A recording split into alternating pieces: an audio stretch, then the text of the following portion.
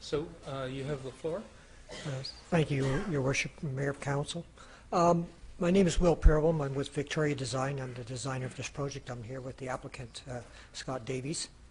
What we're proposing is subdividing an existing lot into 3 lots and proposing single-family dwellings on each lot with a unique situation where they'll have sort of an attached coach house over the garage on the street side.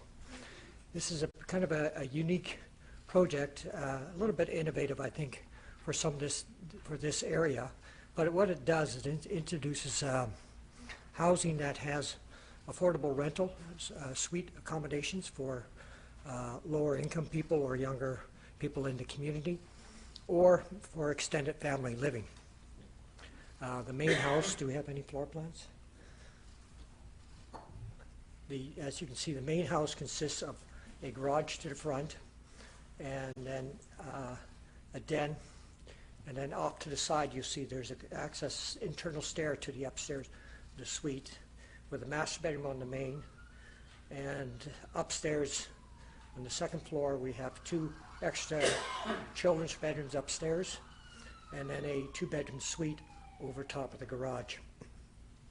And if we go again back to the site plan, one of the designs is that we've probably flipped right there.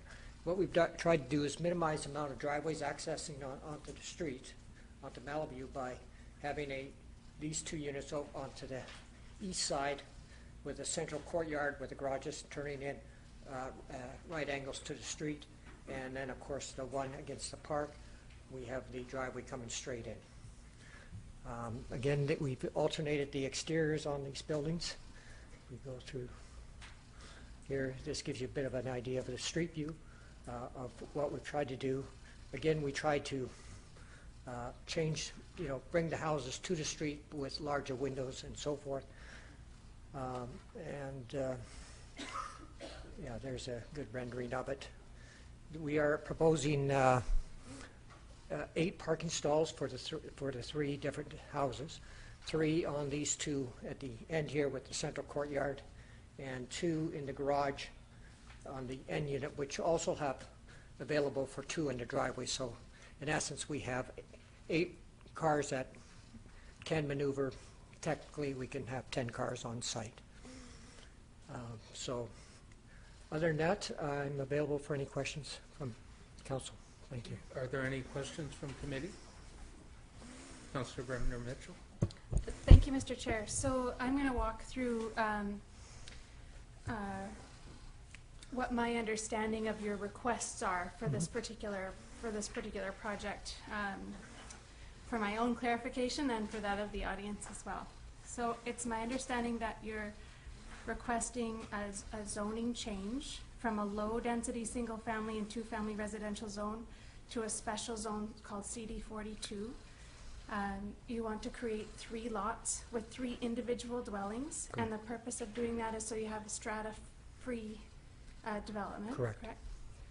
And there are variances to allow additional lot coverages on 2 of the lots, lot 2 and 3. Correct.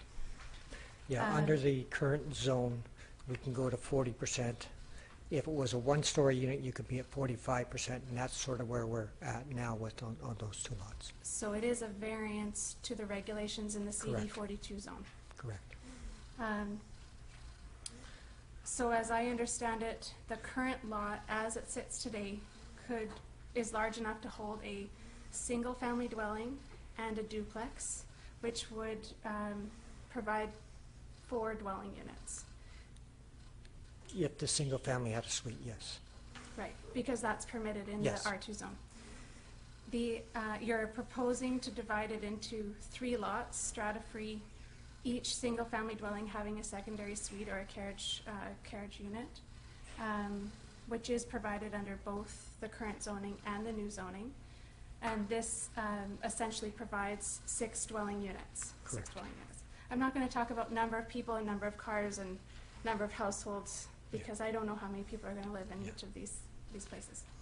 I want to commend you for providing additional parking. It's nice to see that a developer would consider market demand over just the minimum bylaw. And I'd also like to commend you for canvassing the neighborhood. I would be interested to know on future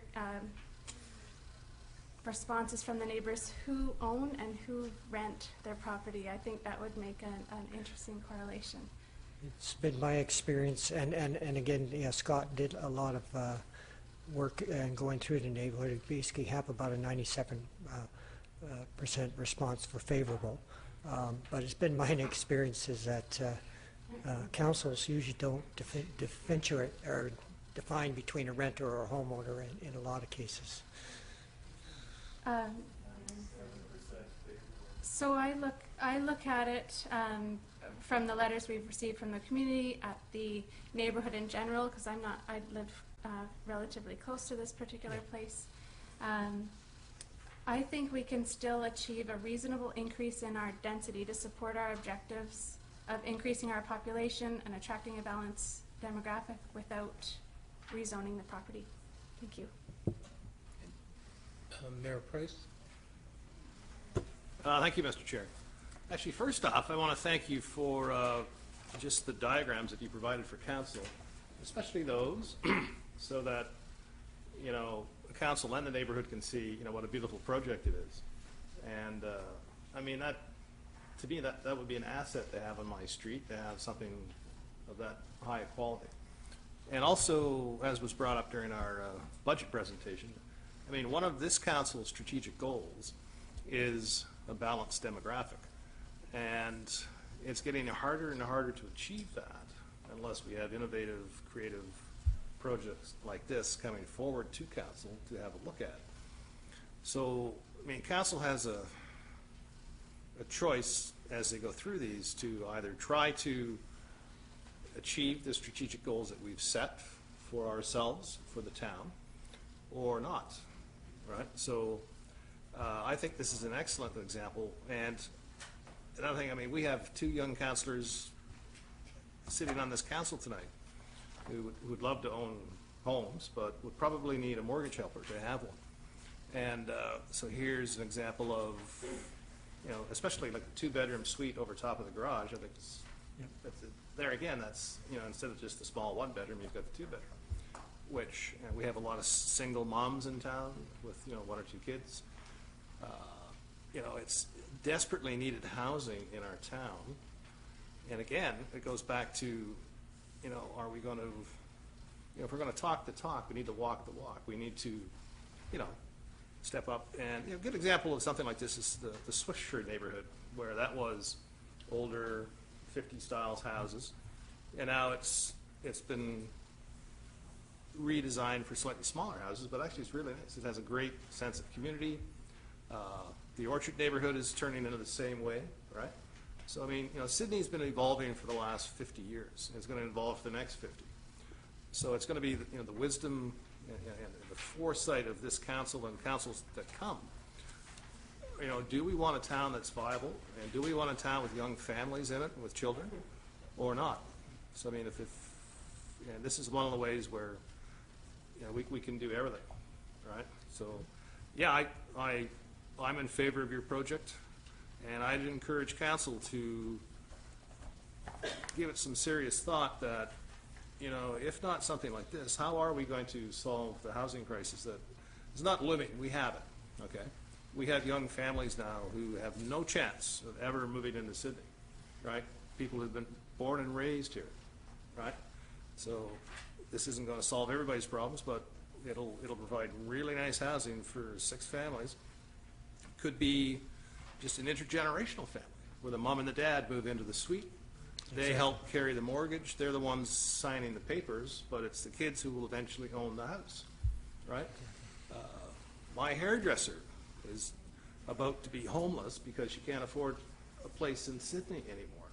Okay, these are people you see every day walking around down by the Thrifties Mall, right? So, and, you know, for our audience, you know, we have to make some very serious decisions here. So, and I realize that sometimes the next door neighbor may be affected, but what's the impact on the town, right? What's the future of our town? Where do we want to see ourselves 50 years from now, right? Do we want to be like Steamboat Springs in California, where they have to bus workers in, and then they bus them back out? Where, sir? Where's that? I've never been there before. We talk about Sydney? No, Steve, Please just hold the comments from the audience. yeah, just talking There about. will be public participation period later on, but for the moment, this is council only. Okay? I'm just talking about towns that have made the wrong choices over the years, and the children have left, the workers have left, everybody's left, right? They're all vacation homes. So it's not as easy as it looks trying to balance out what the town needs now and what it's going to need in the future. So actually, I commend you for bringing this forward. I think it's great, and I would hope after it goes to APC that people reconsider their thoughts tonight, because we have the future to look after for the town of Sydney, and I would hope that we all do that. Thank you, Mr. Chair. Okay. Do I have anyone else? Okay, I have, it looks like everyone wants to speak. So I'll start with Councillor Chad, then Councillor Follett, Walker Goody, and McLennan. Go ahead. I'm going to be quick. I don't see that fitting into that neighborhood, so I will not be voting for it. Thank you, Mr. Chair. They're great-looking houses. I'm really pleased and impressed with what you've designed. I took advantage over the weekend to drive through the neighborhood. Although I'm relatively familiar, it's always nice to go back when a plan comes forward like this to take a look and see what is currently there and what is being proposed. And it's an incredibly mixed neighborhood with large properties and smaller properties, old homes that have been maintained and those that are not so well maintained, and new construction. It's an incredible variety. Then I took a look at the CD 42 and I looked at the small lots. And my sense is that the small lots are predominantly in the Orchard neighborhood, and to take this particular property, which has the allowance to go to a single family with a suite and a duplex, and I'm thinking that's not such a bad thing. 3 homes with the suites, I get the part about adding on maybe the aspect of rental income or what else, but you can read studies both for and against increasing the density to that level of whether or not that is a successful way of increasing your density, increasing affordability, or not. There's arguments on both sides of that, and I don't necessarily think to do 3 houses with suites is the be-all and end-all of a definition of affordability.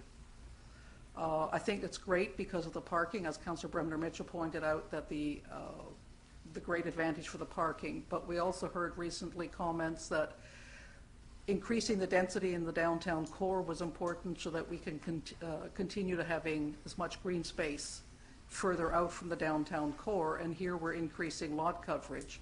And I sort of wonder how that marries on with that one. So when all is said and done, as much as I like the actual physical look of the houses, I like the idea of the suite, I don't think that this is the right place to do it, and I don't think the size of the lots is the proper thing for this neighborhood. So I'm not going to support moving forward with this. Councillor Lockyer Goody. Do you require a motion for the public participation? If council wants to, if committee wants to make a motion, then fine, and otherwise we'll deal with the motion after. Your mic.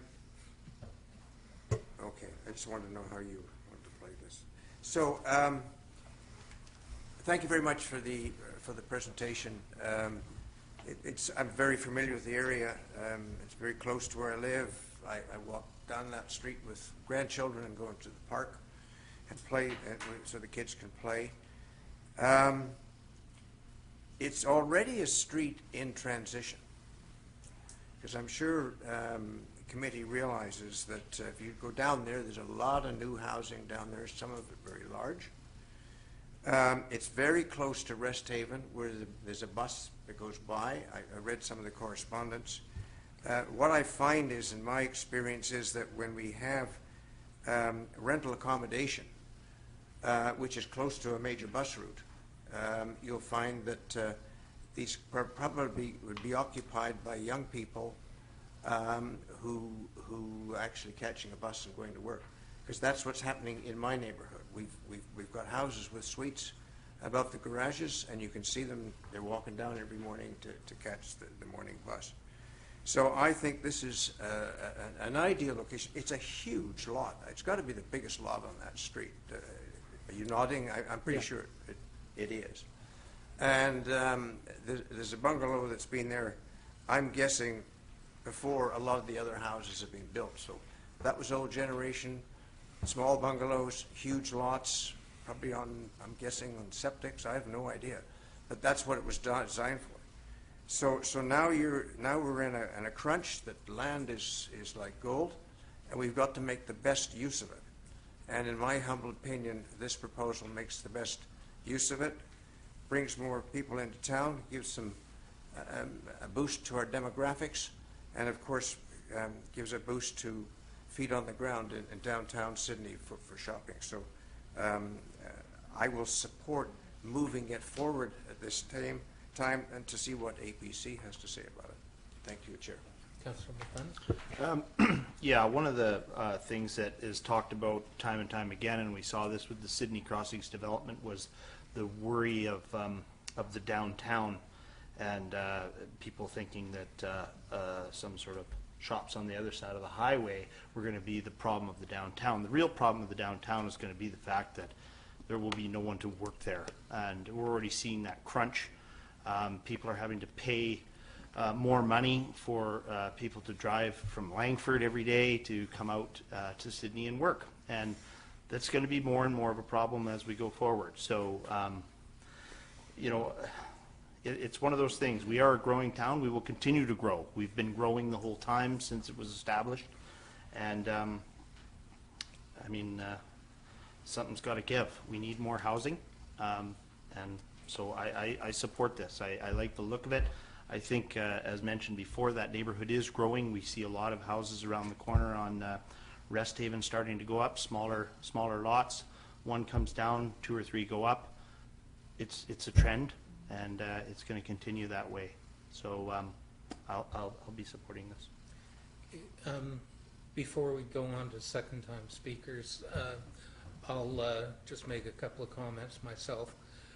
So we've had 2 other developments in the town where this CD42 zone was done. Both of them were lots that were big enough for a duplex, and both of them put in these smaller lot single-family homes instead of a duplex, and neither of those developments involved any kind of variance. So there was no increase in lot coverage. They stuck with the zone, and neither of them had secondary suites. So in effect, what happened was a duplex lot, which could have had 2 units, turned into 2 small single-family homes, 2 units. So this is actually something that's different, and it is an increase in density, because as has been mentioned, it's going from potentially a single-family lot with a secondary suite and a duplex, that's 4 units, to 6. I think one of the things that's a big concern to me is that if this actually goes ahead, it is clearly a spot zoning, and this could be done basically anywhere in Sydney, because that R2 zone is just, you know, throughout a lot of residential neighborhoods. So if we allow this to happen here, we're probably going to see it happening everywhere. And I suspect that that's going to have an impact on land values, because suddenly you're going to be able to build more, like put in more units on your land. So I won't support this at all. And I guess as Chair, I think I'm hearing 4 people that are not in favor of this going forward. I think it would be worthwhile having a motion before we call for public participation, because if the motion is for it not to go forward, I don't see any point in having a public participation period. Anyway, we'll go on to second speakers. Councillor Bremner Mitchell. Thank you, Mr. Chair. I will move that the applicant come back to council with a proposal that supports the current R2 zoning. Is there a second? Second. Any discussion? Go ahead. My comment that I was going to make earlier is I'm not adverse to density, and I understand the comments that my colleagues have made. I am in support of 4 dwelling units over the 1 that is currently there, which is an increase in density, which supports our downtown, which does all of those positive things that my colleagues have been talking about. I feel that stretching it to the 6 dwelling units is too much for that particular area, hence my motion. Thank you. Okay. If I may, Mr. Mr. Humble? Chair, just to comment from a staff perspective, if it's, just for clarification, if it's a proposal that supports the current R2 zoning, because it wouldn't be a development permit area, it wouldn't come back to council unless there are variances involved. So I just wanted to point that out for clarification. Okay. Thank you. Thank you. So I think I'm hearing from staff that a better motion would be simply to reject the application. Can I make it so simply? Yep. I reject the application if the seconder approves. Is that acceptable? Yes. Okay. Further discussion? Okay, hearing none, I'll call the question. All in favor? Can you read that motion back again? The motion is to reject the application. All in favor? Opposed? Okay, that's 4-3. The motion's carried and the application is rejected. And we won't have a public participation period. So if you came to speak about this, sorry, but you're not going to get a chance.